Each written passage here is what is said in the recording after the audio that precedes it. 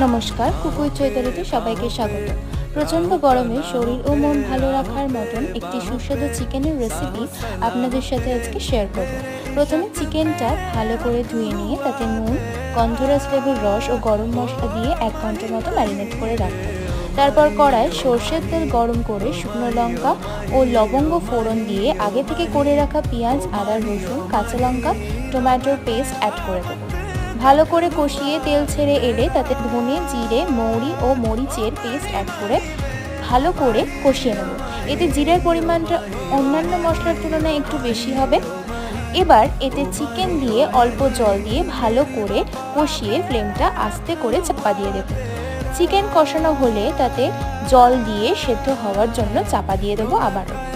সব শেষে গন্ধরাজ লেবুর রস আর লেবু পাতা দিয়ে কিছুক্ষণ ঢেকে রেখে নামিয়ে নিলেই রেডি জিরা চিকেন।